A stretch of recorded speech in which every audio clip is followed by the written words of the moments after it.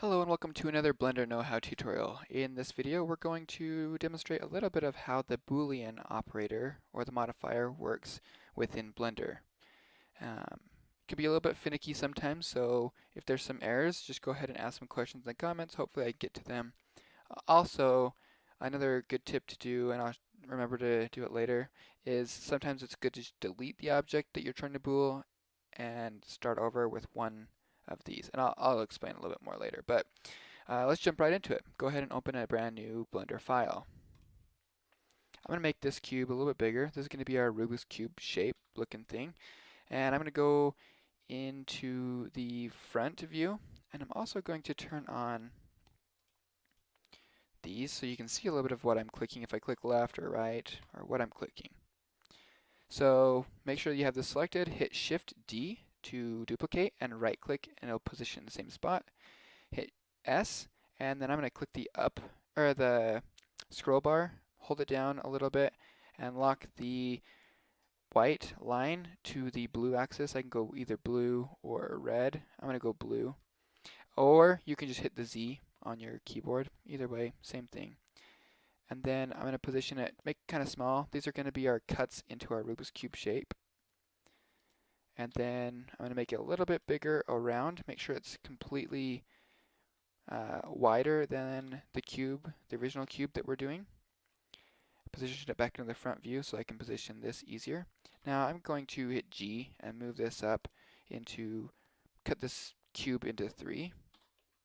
And I hit Shift D to duplicate again, move it down. Using the same middle mouse click drag feature or just hit Z on your keyboard. Now I'm going to select both of these and hit Shift D. This will duplicate them. I'm going to right click, position them in the same spot, hit R for rotate, and click 90. And this will make it exactly 90 degrees. Go to the top, hit Shift D, right click, rotate 90 degrees, and voila, we now have these intersecting lines into our original cube. So click on your original cube now, make sure it's selected, and go to the modifier tab and hit add modifier Boolean. Make sure this is set to difference, and I'm going to copy it 1, 2, 3, 4, 5, 6 times. So do 1, 2, 3, 4, 5, 6. And I'm going to click on this little eyedropper, and this will allow us to select what we want to bool. You can see that it doesn't really do much, and that's because our original object that we created maybe a minute ago, is still there. So if we just hide it by hitting the H key, we can see that it's now got the cut.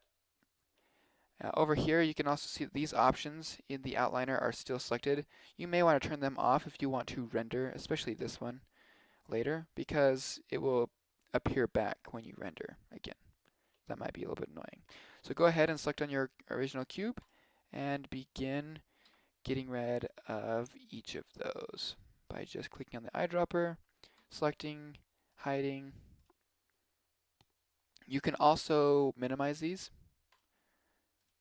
so you can see a little bit easier some of the other ones. And if you accidentally hide the wrong thing, you can always hit Control Z, or you can just come back over here. So if I hide this, you can come back over here and find the cube and kind of guess that that's probably that one because it was their original cube, so there's no 0, 0, 1, or 2, or 3. You can also rename these, might be easier later. Then select, oops, I don't think I ever hit this one. And I already clicked that one. And last one, oops, and see I just hit that one on accident. Just click on there, undo it. And just like I said earlier, sometimes you'll just have some issues with the Boolean as it didn't cut through this one. Honestly, there's a lot of things we don't really know why sometimes the Boolean. You can see if you just make this bigger or smaller, sometimes it'll flicker in and out. Get it to where it locks in and call it good. The Boolean operator has a little bit of issues, and that's something that you'll just have to take into consideration when using it. It's not like the most reliable thing in Blender.